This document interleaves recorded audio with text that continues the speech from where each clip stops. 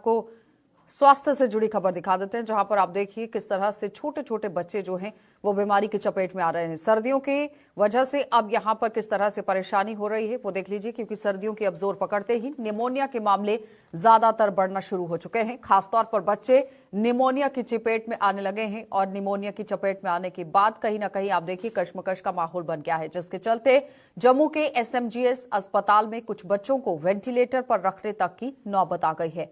एसएमजीएस अस्पताल में तैनात यहां पर बाल रोग विशेषज्ञ डॉक्टर जीएस सैनी ने अभिभावकों से तमाम तरह की एहतियात बरतने की अपील की, ताकि बच्चों को निमोनिया से बचाया जा सके।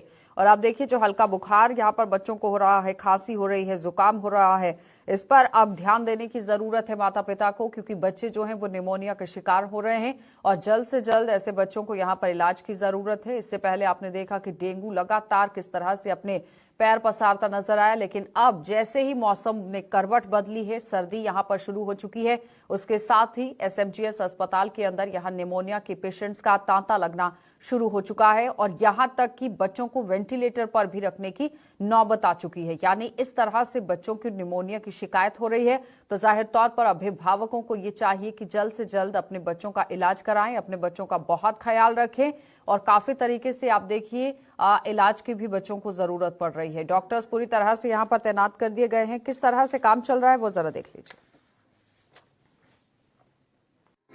टाइम भी काफी आ रहे हैं पेशेंट्स।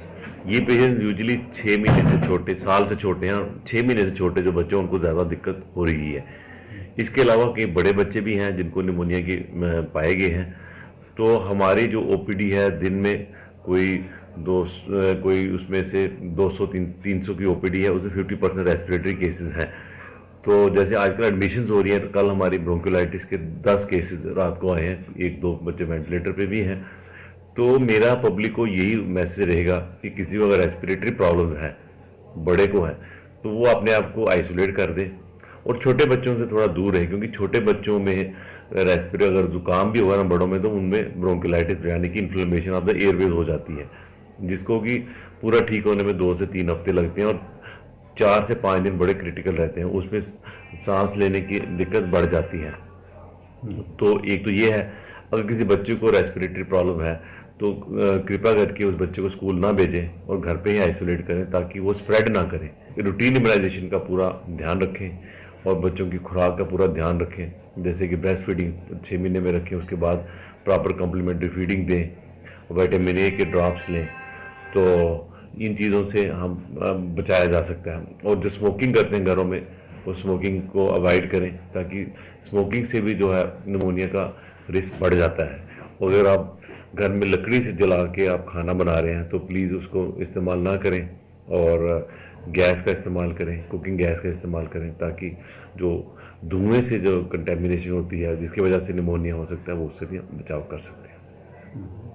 काफी लोग पहन सकते हैं। घरेलू मैंने यही बताया कि जैसे कि किसी बड़े को है तो वो अपने आप को आइसोलेट कर ले, और छोटे बच्चों में है उसमें हमें वार्निंग साइंस के लिए देखना पड़ेगा। वार्निंग साइंस रहेंगे, जैसे कि किसी को बच्चा है, छोटा बच्चा है, फीड नहीं ले रहा है, बड़ा हाई फीवर हो गया है, सांस तेज चल रहा है, पसली चल रही है, तो इस कंडीशन में घर में ना बैठें और ऐसे बच्चों को हॉस्पिटल में ले आएं, क्योंकि इससे इसका मतलब होता है कि काफ़ी ज़्यादा सीवियर निमोनिया है और इस बच्चे को ऑक्सीजन और कई बार HFNC और हाई वेंटिलेशन की भी सपोर्ट लेनी पड़ सकती है।